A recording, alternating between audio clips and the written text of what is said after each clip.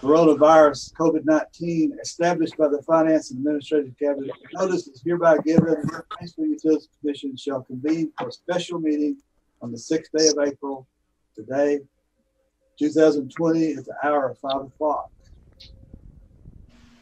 Also, the general public, as you know, may access this meeting online.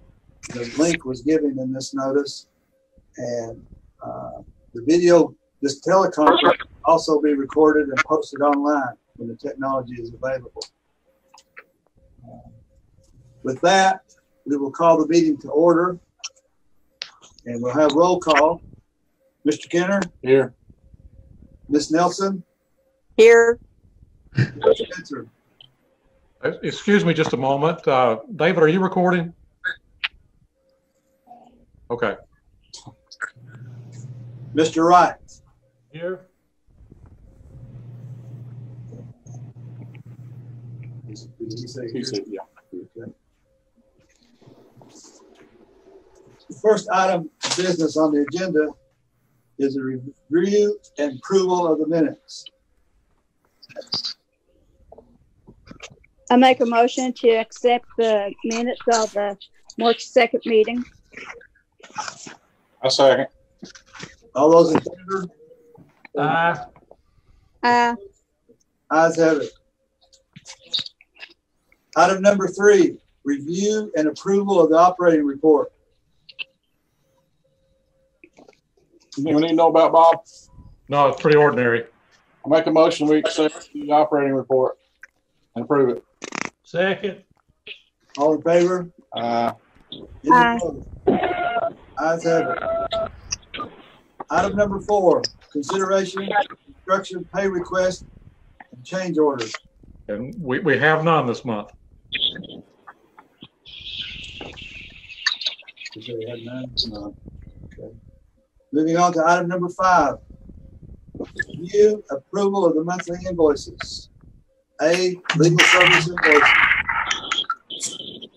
I make the motion we pay Blanken Law Office in the amount of $1,190. I'll second. All in favor? Aye. You show my abstention, please. Yes. Motion passes. B, other operating invoices. I make the motion to pay the other invoices.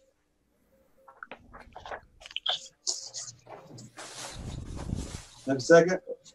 I'll second. All in favor? Aye. Any opposed? Ayes have it.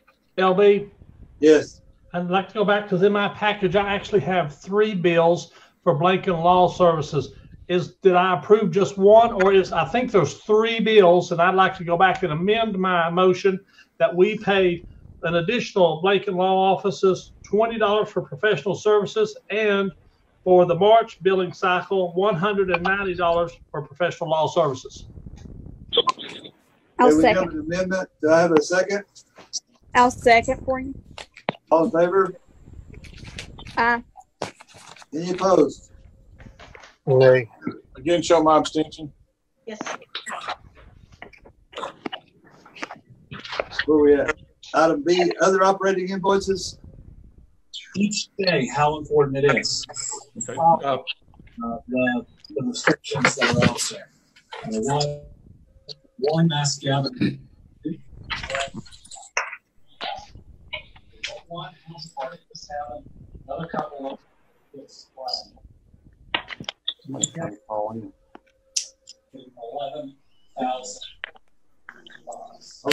I've lost your input. I can't hear you.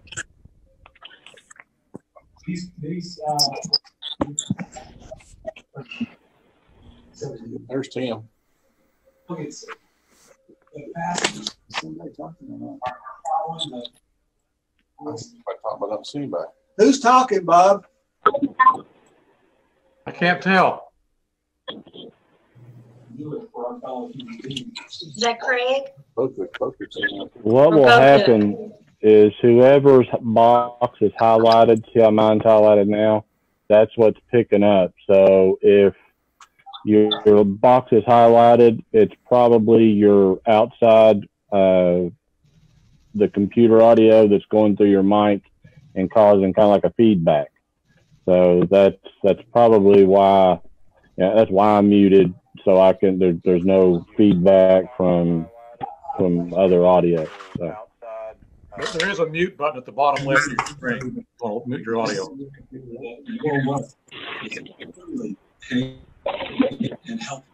Hey, Dave, can you come turn our volume up? Versus poor compliance. We reference 11,000 people still being with us according to it's right here. Who is that? Let's commit to better. If over the last week you look back on your actions and said, Bob, did we say that was Craig that's not got a picture that's projecting? It's just got the green phone on it. That's who I'm seeing. There's Craig is on here. There's someone else on here. Area code 678. Hi, Bob. It's Craig Brown. I'm the 678 number. I couldn't get in on the video online connection, so I've been on. I just got on my cell about 2 minutes ago and hit mute, so I'm here.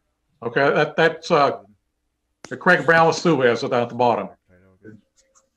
Yes, sir. All right, we're on item number 5B, other operating invoices.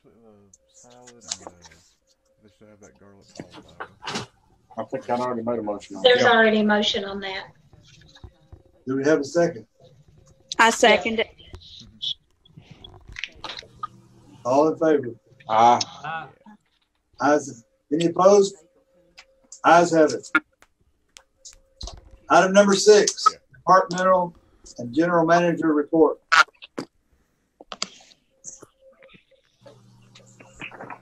Okay, any of the department heads want to add to their reports?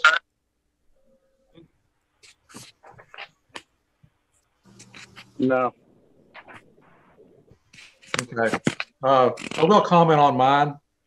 I included an article from Kentucky Rural Water in there about our water and wastewater operators, and the fact that they're everyday heroes. We've known that for a long time with our guys.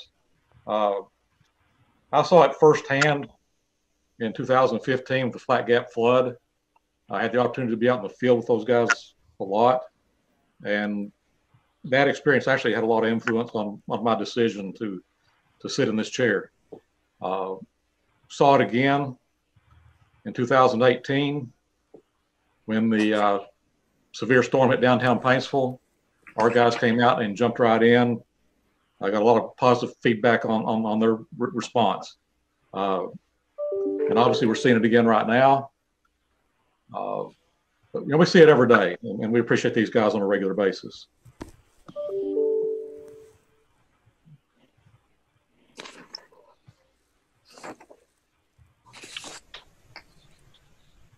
I think, Bob, you and your employees are to be commended on the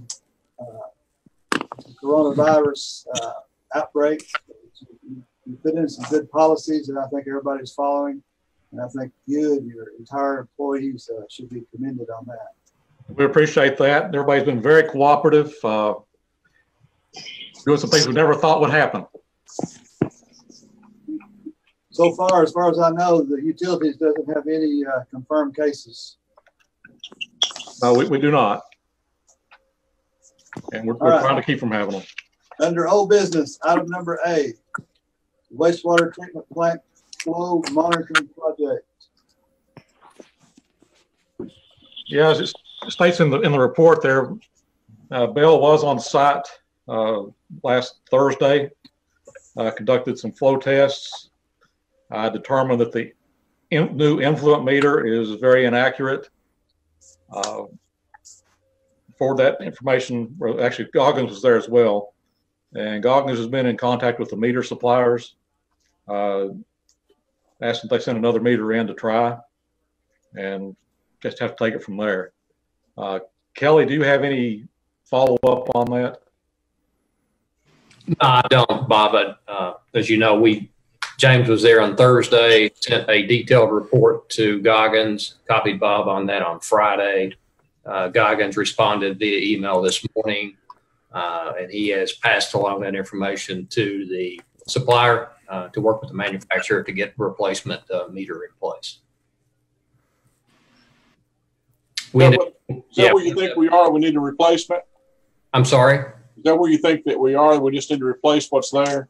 Yeah, we weren't really getting much response out of the suppliers and manufacturers. The reason we went to the field, Mitch, this last week to see if we could figure out, just doing some flow testing.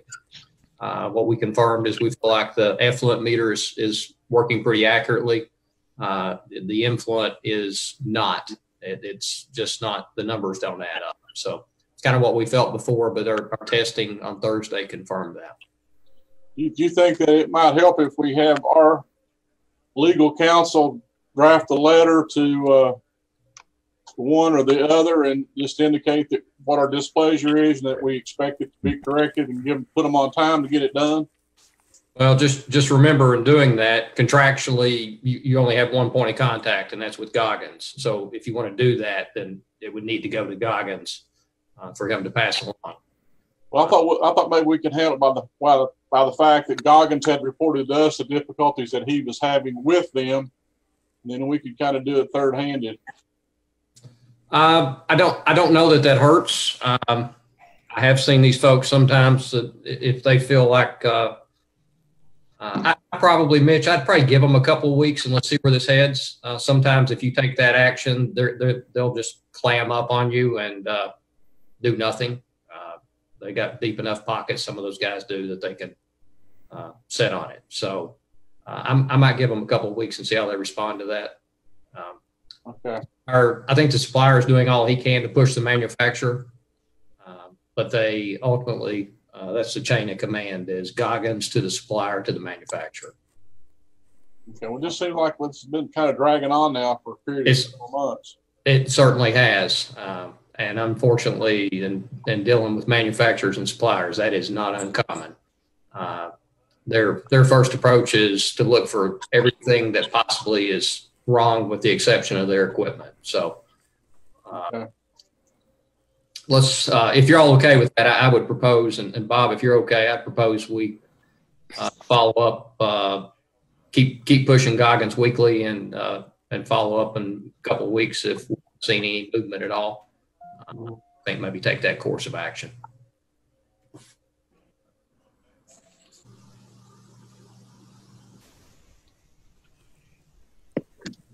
Next time, I guess.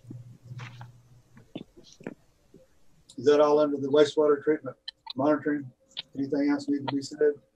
That should cover it. Item B, miscellaneous water system improvements. Yeah, we're still working through that process. Still have some property issues we have to get straightened out. We did have a conference call this afternoon, Kelly and Michael Lyle with Bell, Brenda Powers with Big Sandy Ad, working toward getting an extension on our funding package. Don't anticipate that being a problem right now with the current situation, but we'll do it. And Brenda's already forwarded a letter to the mayor for his signature requesting that extension. Item number C, Hal Addition Sewer Extension. Okay, we have requested the permission to advertise for bid, had positive feedback from our rural development representative. Don't know when we can expect anything. This also, it's tied in so tightly with the Van Leer project. Not sure how quickly we can proceed. Did find out from Kelly today that as of 2 weeks ago, the Van Leer project had not been put out for bid again. I've been told that it was, but it has not been as of 2 weeks ago. So I reached out to the other engineers. Actually, the day prior to your all's last meeting, he got back to me about 2 weeks after that, and because I guess Bob had heard that it was out for rebid. Their engineer confirmed with me it is not back out on the street. So that's been a little over 2 weeks ago. As Bob mentioned, once we get approval to move forward with bid, we're clear to do that. But Bob and I discussed today, I really don't, under the circumstances, I don't recommend doing that if their project falls through and we have to design a pump station and we have a low bidder, then we've lost our negotiating power. So we're at that point, we're trying to negotiate a change order, and he's already got the contract. It could be a large ticket change order, and he's going to give us a super high price on it. So I would recommend that we hold up and see what happens on the Van Leer project before we take that step. Is there any other discussion needs to be on the Van Leer project, which is the next item on the agenda? No, they kind of tied together there, so that covered it. Okay. Item number E, the refinancing plan. Yeah, we thought we had that in place and ready to go at a very attractive rate. And then this pandemic hit and caused a lot of instability in the bond market. All the recommendations I'm getting right now is to seek an extension on our current loan for 60 to 90 days. Let that market stabilize, and it has been showing some signs of doing so. But we do have a request there to ask for an extension from citizens. I make a motion that we authorize Bob to negotiate an extension with citizens for 90 days to see what happens with the bond market. Second. All those in favor? Aye. Any opposed? Ayes have it. Item number F, water plant membrane proposal. Yeah, it's kind of a big one on the agenda tonight. We've been looking at this for quite some time. Bell did a study for us, what options we might have. And as I recall, Kelly made the recommendation that we accept option 2, Suez's proposal on the membrane replacements, which is the 10-year plan. I think everybody has a copy of the proposals in front of you. You have one with freight and one with freight not included. Let's just for now, let's look at the one that says freight not included. The number we need to really be looking at is fourth line up from the bottom, the 87,839.7 per year. That's the relevant number because that other number is something we do anyway, and we'll need to continue to do. And Craig did price this for us both ways, with or without freight. Craig, are you prepared to discuss the rationale for that? Yes, absolutely. Yeah, this number here, the 87,839, is the freight, and that is a prepay and add. So we would just do it as a transaction individually each time a train is shipped in the future years of the contract. So rather than putting in a price that we've got as we had before and then blending it out over the 10 years, and it's all a level one price, you don't have to worry about other POs and things like that. That was the initial intent. But the problem with it is freight is a volatile market, and we have to account for worst case kind of scenarios. So number is a little higher, and it would be cheaper, I think, in the long run to do it this way. It's just a little more work for everybody. That's all. Let's break this out. Option 1, option 2. I must not have, I just got one. Yeah.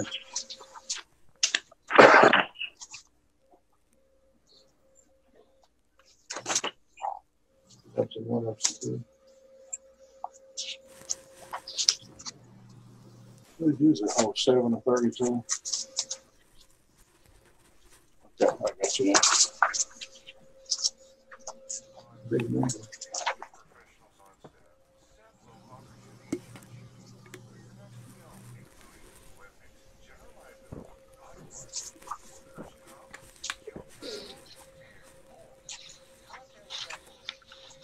What is the life expectancy? Any thoughts on option 1 or option 2? Or no options, or what? Craig, did you hear Jimmy's question about the life expectancy? I only heard the tail end of that. I wasn't sure. The life expectancy of the membranes? Yes. Well, we expect, based on experiences at many other plants, 8 to 12 years, so 10 years, kind of in between those two numbers, is what we normally expect. We've gotten up to 13 or 14 years at some plants. And in the case of your initial membranes, obviously we didn't get that number out of the first 3 trains. We got close, though. I think on the last two trains we got pretty close. On the last train we're still running on now. So how many membranes do we expect to replace over the life of this contract? Well, the way it's budgeted, we'd replace basically all 4 trains. So there's 648 membranes there in total. But if you get to the end of 10 years and you haven't replaced all of them, then they would just go into the kitty for you guys to replace later.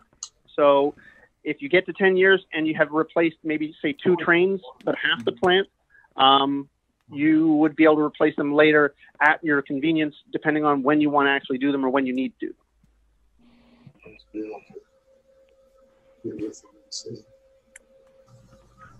So the trains that we pay for, if we do not use in a 10-year, will go into a reserve.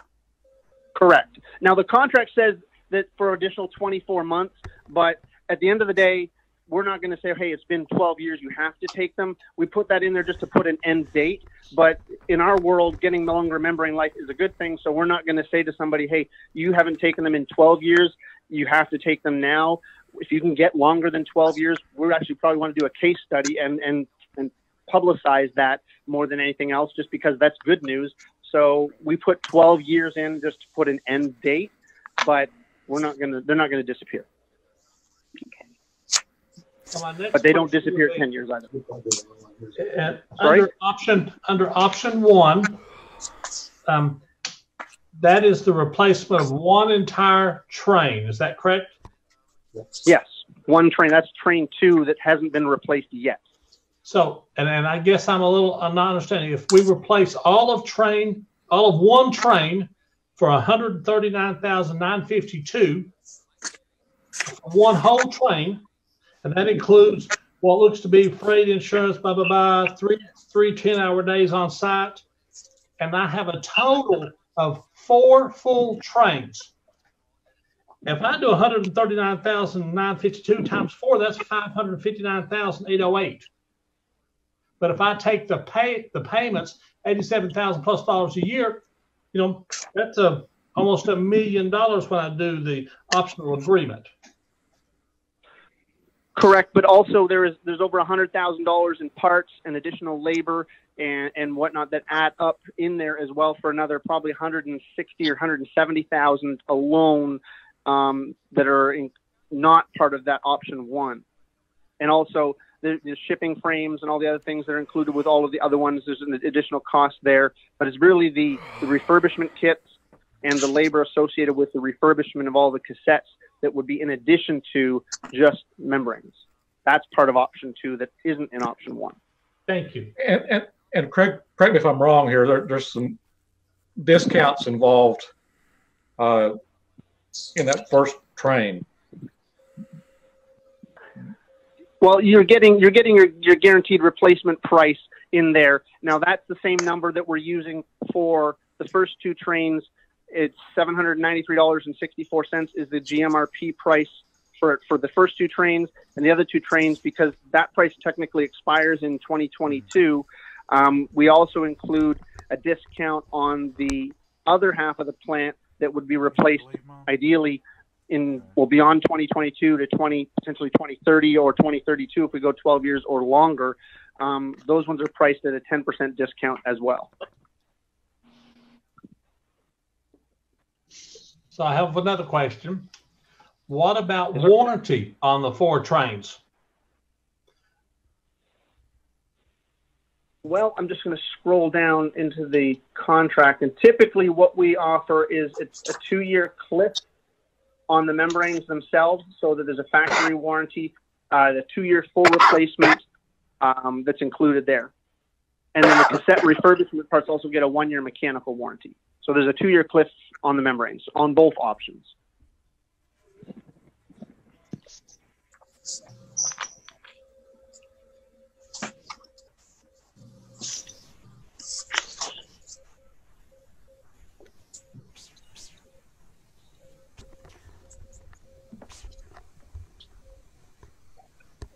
So by 2021, we will have replaced all of our trains that we originally had. Correct. And the cost for the 2021, we're also getting a discounted price for that one too. Correct, because you still have contractually guaranteed pricing that's in effect until 2022.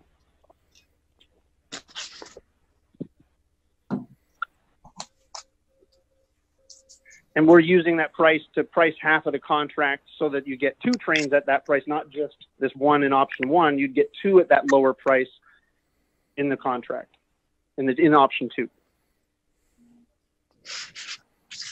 Okay. But if we go with option 1, we don't get that discount for the planned train replacement in 2021.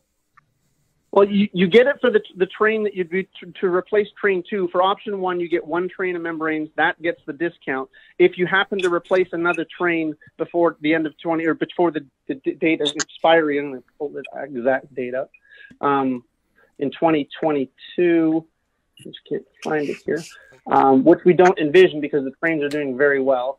I'm just trying to find it. Apologize. Actually, sorry, it actually expired in 20. Hold on. I'm just trying to find the actual date. Technically, it was supposed to expire in November 2019, so we're honoring that beyond the end date for the sake of train for the 4th train, because when we were originally talking about this, it was going to get replaced October, November last year, so we were honoring that price. And we built it into the deal. So technically we're pushing it out from November 2019 to whenever this last train gets replaced. Okay. And if you do option 2, it would be 2 of the trains. So what I was trying to do was make that price last as long as possible and for as much benefit for you as possible. Okay. Let me ask you this. If we went with a single train replacement, one for 2019, has that already been done? No. No, sir. So if we do that one, and then next year we do another one for 2021, that would be 2 trains. We would get each one of those for $139,000. Well, I'll say this: I would do both trains at that price. Yes, I don't think you need the second train because the other 3 have been replaced between 2015 and 2018, and this one is the last train from 2011. That hasn't been replaced. So once it gets done, we're actually the plant. Well, we as in the guys at the plant. So Matt and his crew are doing pretty well, and they don't need replacement anytime in the foreseeable future based on how they're running right now. The reason I said that is because in option 2, you say the plan is in 2021 to replace the final train. Well, that's the one. That's the same train we're talking about in option 1. There's 1 train left to do. What this agreement would do is leave the other 3 trains for whenever you see the need to replace them in 2024, 28, 29, 30, 30, whenever it has to happen. That would be part of this contract, and it locks that price in for that next decade. So that's what this does for the remaining 3 trains that, as of right now, are running very well. Okay, I'm sorry. I thought Bob said that the one in 2021 would be the final replacement of the original. It is, and it's the same one that we're talking about. Option 1. It's 1 train left. We either do it in option 1 as a standalone train, and we were going to do it in late 2019. It hasn't happened yet, and it's actually doing okay right now. But the plan is to replace that, and whether it's this year or into 2021, that's the 1 train to do. That's really the only thing we're talking about is in terms of what needs to be replaced more urgently. Everything else is doing very well. Okay. So this option 2 then, in terms of the projected replacement, is not accurate.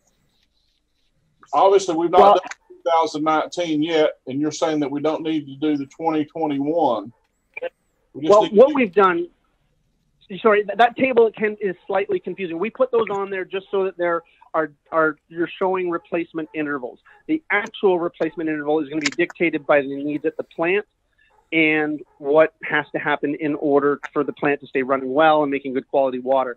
Those dates, and I think it says based on the projected life of current membranes and proposed start date of this agreement, Suez recommends the following replacement schedule. That's strictly what it is. And the asterisk says below that Through the term of the agreement, Suez will work with Paintsville to determine the actual timing of replacement events based on plant performance and membrane condition, with the ultimate goal to maximize membrane life. So all of that is just pencil to paper estimate. Everything else, the reality of it will depend on how everything happens at the plant and what you guys need. So based on that, then I make the motion that we accept option 1.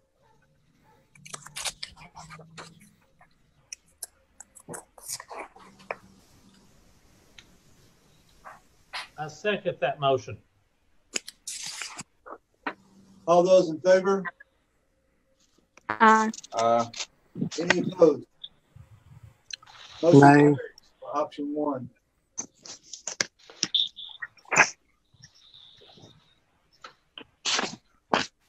Item number 8, under new business. Microcom service contract renewal.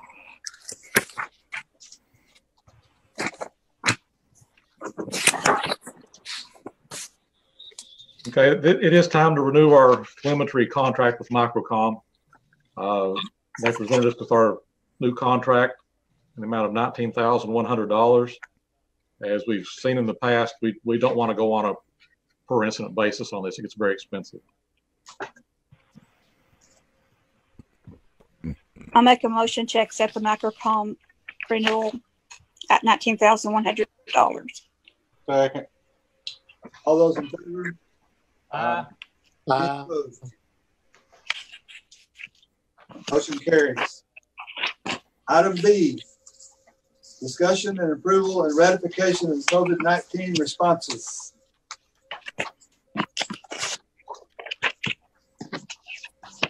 But there are some specific actions that we have taken that do need to be ratified. And it's also just, if we need to comment on anything, discuss any of it, we can do that. I would say that we've made pretty significant adjustments to our operations during this time. We'll continue to do so as needed. We do have adequate supplies and chemicals on hand to maintain adequate operations. Could any unexpected supply interruption occur? We don't see that, but Matt, is it still true that you're maintaining a minimum of 6 weeks of chemical at the plant? Yeah, I've got 6 to 8 weeks actually right now. And still getting. Yeah, not having any problems getting anything right now. Right. You know, our people, as well as the delivery people for these chemicals, have been designated as essential critical infrastructure personnel. So we should be able to keep getting things, but if there should be a glitch, we're good for a while. The most important thing is I want to assure everybody that the water is safe, very high quality for consumption and sanitary purposes. The standard disinfection process for drinking water is very effective in eliminating or killing the virus. We have the advantage, as Kelly pointed out last month, with the ultrafiltration membranes. Those membranes actually filter the virus out before it even gets to that process. So we have very good water. And beyond that, we do have a few actions that need to be ratified. I make the motion that we ratify all of the motions that we've made with Bob, either by telephone or email, concerning the responses that we've done to the virus. Second. All those in favor? Aye. Opposed? Motion carries. Item number C, sewer issue, alley between the 10th and 11th Street. Yeah, we have experienced a problem over there. We have Dewey on the line here. Dewey Bocook. You ready to talk about that? I guess. Can you hear me? Yes. Okay. And I can see you too. Oh, God. Well, I can give you up-to-date information. I can't give you really a solution to it right now, but to give you a little history, we've that sewer line, it's right behind our office between our our office in Tropical Isle. That's the upper end of the system, and it drains toward 11th Street, toward going down toward the Dairy Queen. That line was replaced a couple of years ago. At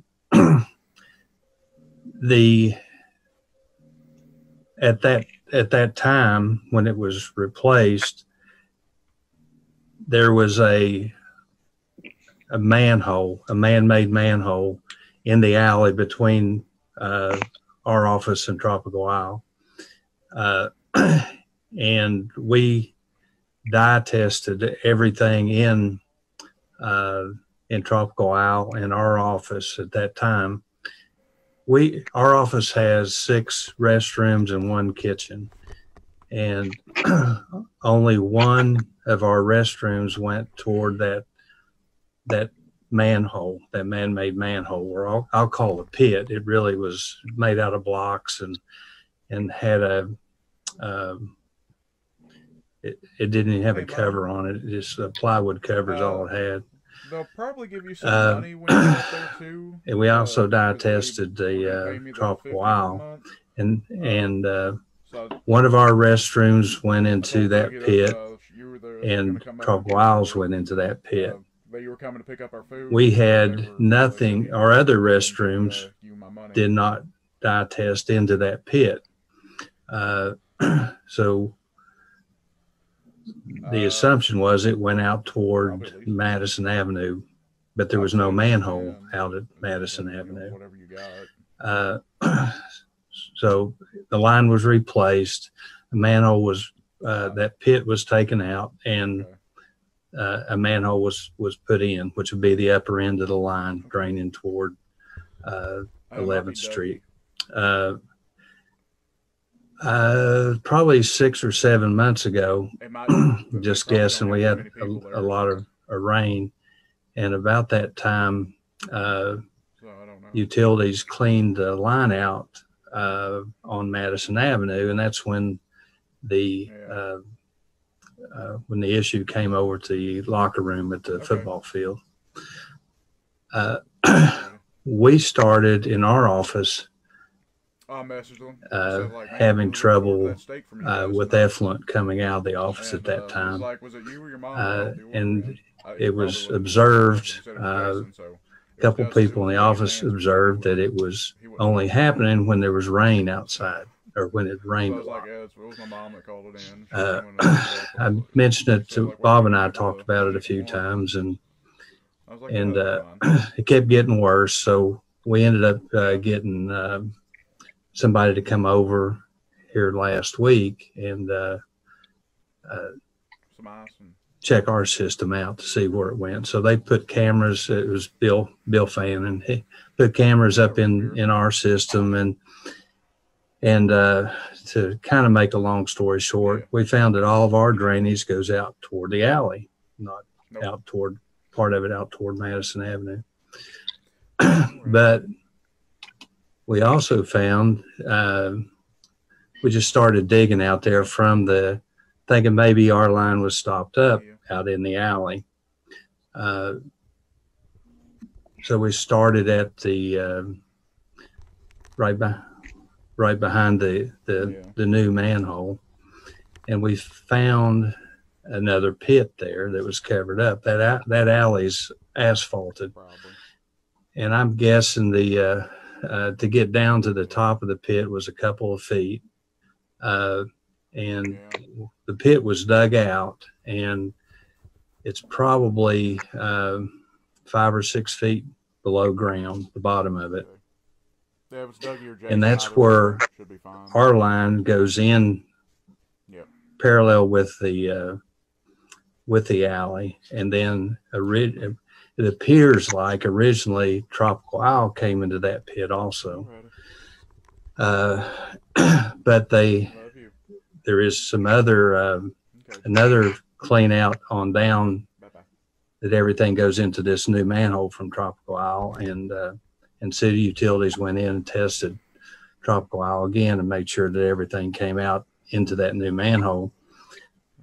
Although there is the old line coming from Tropical Isle, there's a little bit of drainage, probably needs to be cambered to see if it is stopped or plugged off, or that could be just groundwater. But the city came over and pumped out that pit, and we got out. But our problem is right now we can't drain into that. That pit is lower than the upper manhole. I met with Mike Conley last Friday. We talked about different options. You know, some of the options are, one, to put a lift station in. Another one would be to basically move the new manhole back to where that old pit was, and which would make it deeper, but then we'd have to relay some line going down toward 11th Street. And Mike had a good idea too, that we may be able to keep the existing manhole the way it, the new manhole, put another one and run another line parallel down toward 11th Street until we intersect that line, or be able to hit a grade to drop down to the existing line. We talked to the other possibility would be Bill Fannin was going to come by today. He didn't make it by today. Hopefully tomorrow. Is dig up our line from that old pit back to where it comes out of our office, because from the camera we can see that it actually 45s down, and if it comes out at a position that is high enough, then really our problems are over, because we can, hopefully if it's high enough, we can put a grade to the existing manhole. But you know, we don't know yet if that'll work or not. Hopefully that'll work, but knowing my luck, it probably won't. But Dewey, if it can help you with further facts, anytime that there's a substantial rain, I can tell you that there's a strong sewer smell, and Tony Skeens' office actually floods. Well, so he's right beside Tropical Isle. I don't know if that helps you out or not. But. Well, that kind of makes sense, because when we was out there last week, probably Wednesday or so, Tommy Deskins came out and asked what we were doing. And I was telling him, he said, you know, first thing he said, every time it rains, we get gurgling and stuff inside that building, which makes me think, from what you said, that that line that's going perpendicular into the old pit is still connected some way. So but it just depends on how we approach this thing. That line may need to be, if everything inside of Tropical Isle and Skeens' office and the weight room goes back into that, what is now the existing manhole, then we just need to plug that line. But apparently, from what you're saying, it may be still open. But that's our problem right now. It is. The last big rain we had to clear out that office for about 4 or 5 days. The smell was so bad. So right now, I can't tell you a solution to it. Of course, if we put a lift station in, then you got maintenance, and then you've got naturally a power bill every month, and then of course gravity always works, and the price never goes up on it. So, but then we'd have to replace some line going down. But we don't even know the elevations because we actually got the design on that, or when Kirby and them did it, but we didn't do the inspection, so we don't have existing elevations of that manhole and that pit. The pit's full now right now. The alley's blocked off on each end and to keep people from going in. So there's just an open pit right now with water and sewage in it. So.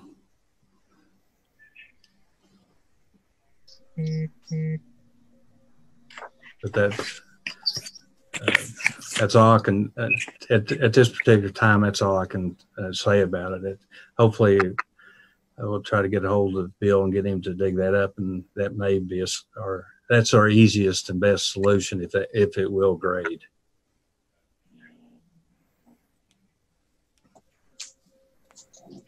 Any other discussion? I guess on that one, at this point, we'll just have to wait and see what the findings are. Depending on what they are, I may need to get you all back together to approve some action. Okay. Item D, under number 8, questions. I wanted to throw this in there since it's more of an answer to a question. Tim, you had asked me to look into the propriety of service agreements between political subdivisions, and I was unable to find anything that prevented it. If you look at the precedent, we've had similar type agreements with the pool, where we've done the chemical balancing for the pool and paving. So in response to your question that you had for me, that the answer is I couldn't find anything that would prevent such a service agreement between political subdivisions.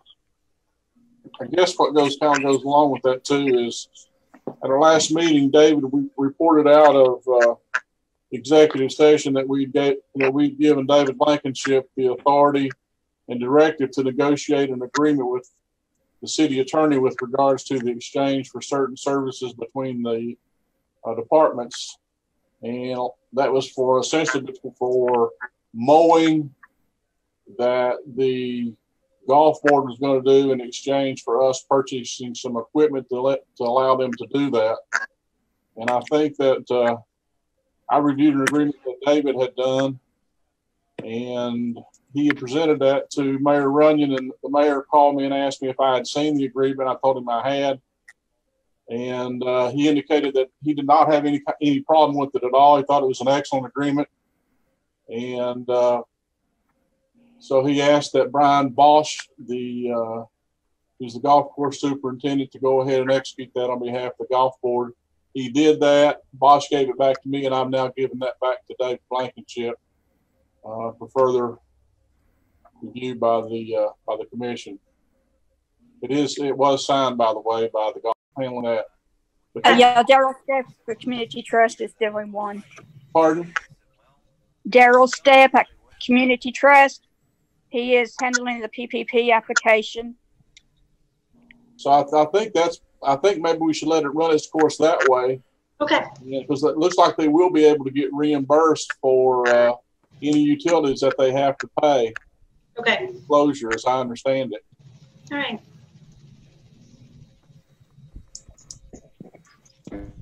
If I'm wrong, I guess maybe that's something we could come back and cross that bridge at that time. Just didn't know what to tell them, so that helps. Tell them they can go online and get the application, but then they have to submit it, I think, in person. Like I think she said Daryl Stepp's one, and I'm not sure who's doing it at Citizens here in Paintsville. Okay.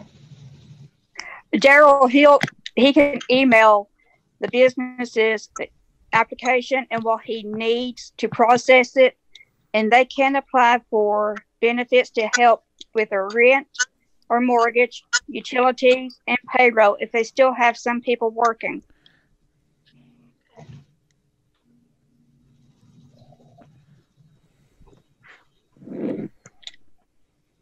Any other questions?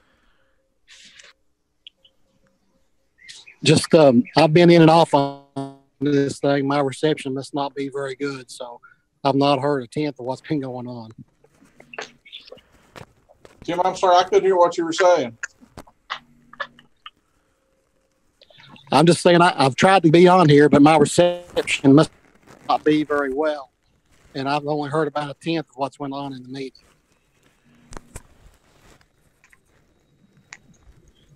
Well, do you feel comfortable? I guess we need to make sure that you feel comfortable with what's going on, since you need to be a participant in the meeting. Well, for what I've heard, I seem to be okay with most of it. I just thought we would have to review that one agreement before we would really, or at least look at it before we vote on it. But, you made your motion and it passed. So that's all I know about it. Okay. But the motion was made with you reviewing it, and if there was a problem, we'd have to go back over it. It was back to you for your review.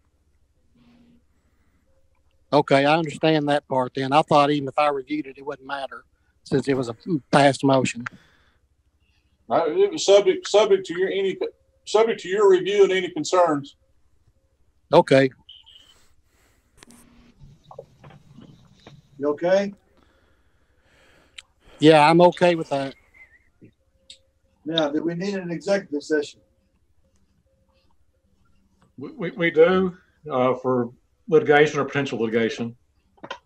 Potential litigation. I'll make the motion that we go in executive session for those purposes. I'll second.